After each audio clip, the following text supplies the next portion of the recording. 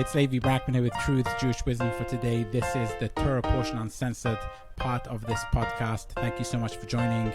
Before I begin, if you really like this podcast, please like it, subscribe, leave a review, whether it's on YouTube, Apple Podcasts, Spotify, or wherever you listen to this podcast.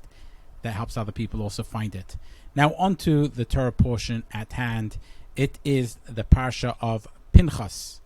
Pinhas was a zealot who acted to defend God's name and God's sanctity, if you like, but we're not going to talk about that story.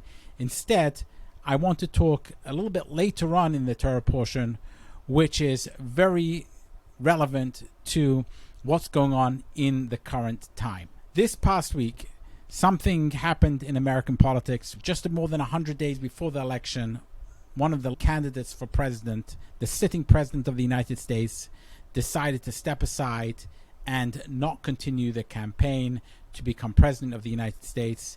Instead, he threw his weight behind his Vice President Kamala Harris. Now, I don't want to get into politics here at all, but I do want to say that there is, in this week's Torah portion, somewhat of a similar story. And that is that we find Moses standing aside as the leader of the Jewish people and instead allowing Joshua to take over.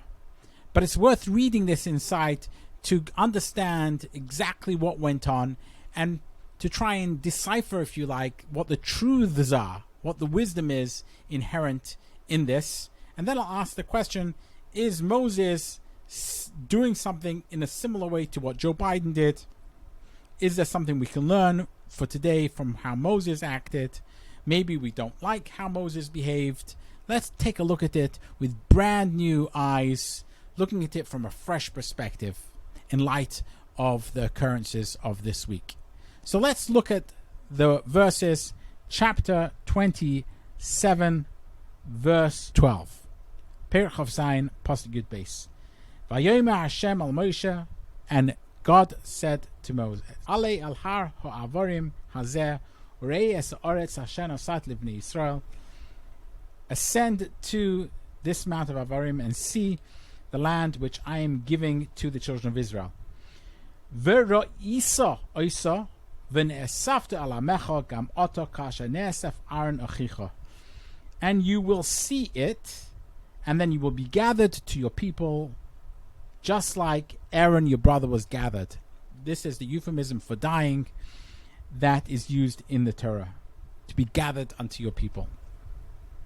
Ka'ashem irisem pi b'midbar tzim b'merivas ha'ida l'hakdisheni b'mayim le'neim heim meim merivas kodesh midbar tzin. Because you disobeyed my mouth in the desert of Tzin with the quarreling of the congregation to sanctify me with the water in their eyes. These were the waters of dispute in Kadesh, in the desert of Zin. So God is saying, because you hit the rock instead of speaking to the rock, that's the context that this is understood to mean, because instead of speaking to the rock, you hit the rock, and therefore you didn't properly sanctify me, you sinned in that way, you disobeyed me, you didn't do exactly what I said, therefore you're not going to go into the land of Israel.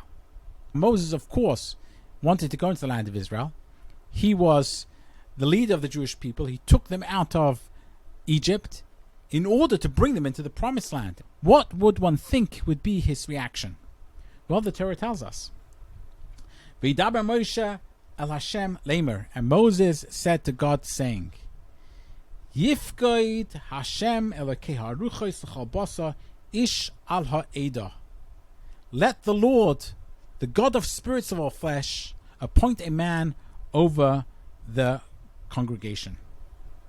Asher yetzeg lifneihem, v'asher yaver lifneihem, v'asher yotziim, v'asher yuviem, v'lo adas Hashem katzoin asher ein lahem royeh. A leader who will go forth before them and come before them, who will lead them out and bring them in, so that the congregation of God will not be like a sheep without a shepherd. That's the reaction that Moses has. I need there to be a successor. I need there to be somebody else who can take over my role, who can actually lead these people, worry for them, person that will go forth before them, come before them, who will lead them out, bring them in, etc. And therefore, verse 18, Pasuk Yudches, V'yom Hashem al Moshe, Kach lecha es Yeshua ben Nun, ish asher ruach boi v'samachta es yadcha alav.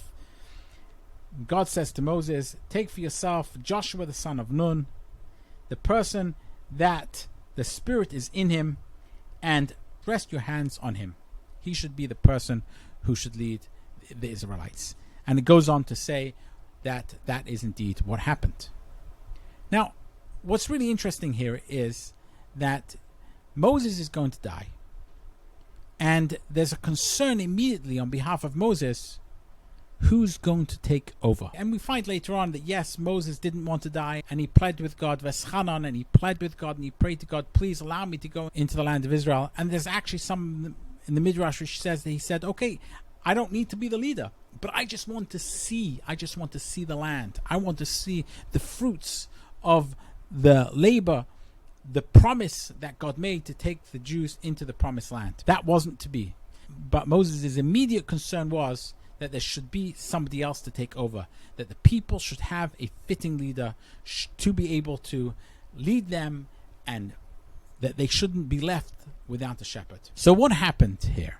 The instinct of a leader is humanly never to leave the stage. People who have got power never want to give up power until they're forced to leave their position of power. If you think about this story, Moses, he didn't want to leave his position of power either.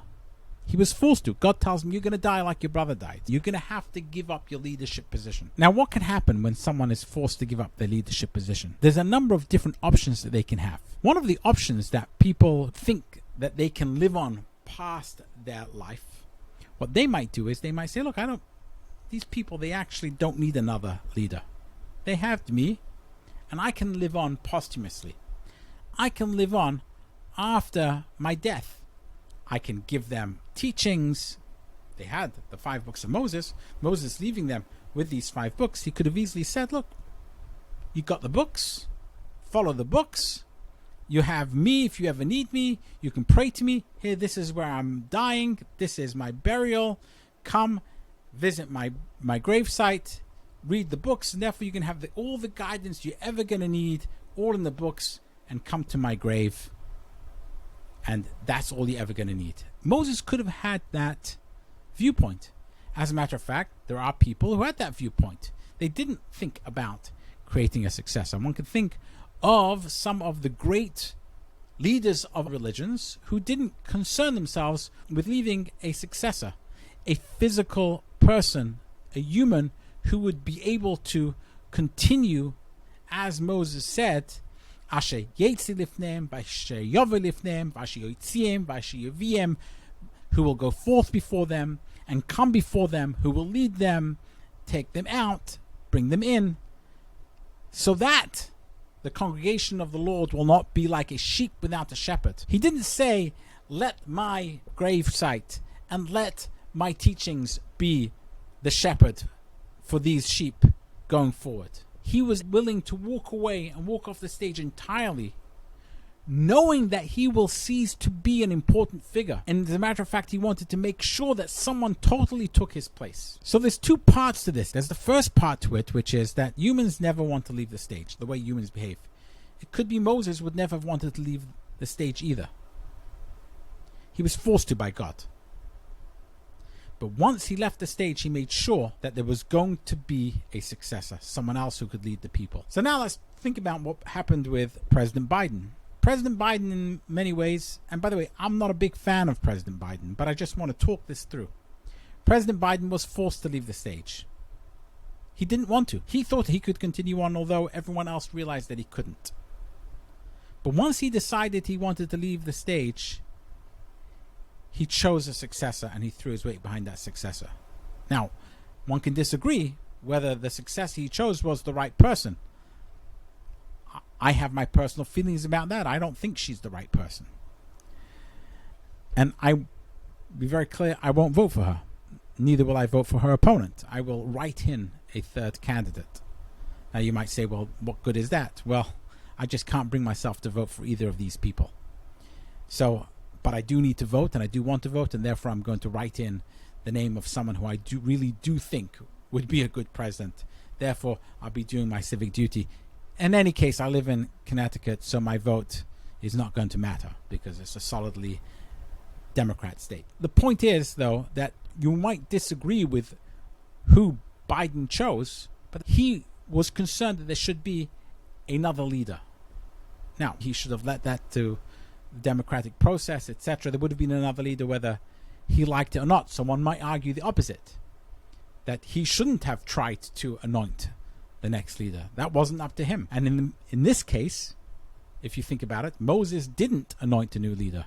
All Moses said to God was, God, I want you to make sure there is another leader. And then God said, yes, it should be Joshua. So perhaps this is another act of ego, which Biden did by putting his weight behind a new leader. It wasn't his position to put weight behind a new leader. Maybe he should have allowed that for the people to do, not for him to do. Who gives him the right to choose and anoint the next leader? Moses didn't anoint the next leader. Moses didn't choose the next leader. He allowed God to do that. But one thing Moses did do is that he had succession planning in mind, because who was Joshua? Joshua was his servant. It was his Masharis. It was the person who he trained. It was the person who was constantly by Moses' side. So this was a person who had been trained into the leadership. A good leader always makes sure that he is training someone else to take over in case that is necessary.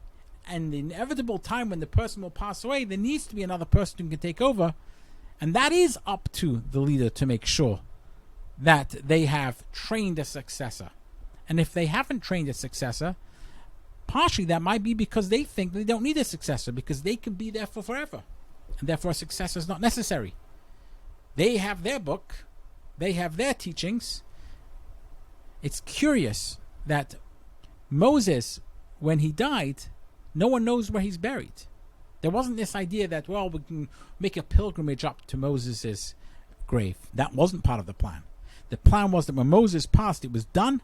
The next person takes over. That is Joshua. And that was Moses' primary concern, that there should be another person to take over. Because in Judaism, you have one leader at a time. And when that leader passes away, the next leader takes over. That's why it's called a mamale mokem. That one leader fills the place of the other leader, totally fills the place of the other leader. That there is no other leader anymore, because this new person totally fills the place of the previous leader. That succession is something which is really important and is part of the Jewish tradition. Now, there is question about who should the successor be. There has been, over the last number of hundreds of years, this idea that the successor should be the son of or the family of the leader. It's really interesting to note that Gershom and Eliezer, who were Moses' sons, were not leaders. They weren't the people who God chose. It could have been Moses' instinct to choose his son. My son should be the successor. Why not keep it in the family? After all, it was Aaron who was the high priest, and that was what actually God told him to do according to the book. But in this case, God chose someone who was not Moses' son, but was Moses' Talmud. It was his disciple. It was his Masharis. It was his servant. That was the person who took over from Moses. So it's not something which is kept in the family. This kind of dynastic succession is not something that we find in this particular story in the Torah. Actually, it's not something which is found in Tanakh either. Dynastic succession, except for with kings. As it relates to religious leaders, dynastic succession is not something which we actually see. It is rather the succession that takes place is the person, the next person who is suitable. Ish asher ruach boy, the person who the spirit is in him. And the spirit is in him. That spirit doesn't come necessarily in a hereditary fashion, but rather it comes about because this is a person who somehow has got this divine spirit in which he can have that ability, the divine ability from God to lead the Israelites. And this is perhaps the big difference between what we see with Biden. That kind. First of all, he's reluctant to leave the stage. So was Moses. But Moses wasn't going to choose the next leader. That wasn't his job. It was the job of God to do it. And in this case, I would say Biden should have taken a step back. He should not have tried to choose the next leader. He shouldn't have thrown his weight behind Harris. Rather, what he should have done was, just like Moses did, leave it up to others to choose who the next leader is. And they will do the job which is necessary. So this has been Levi Brackman with Truth Jewish Wisdom for today. Thank you so much for joining, and until next time.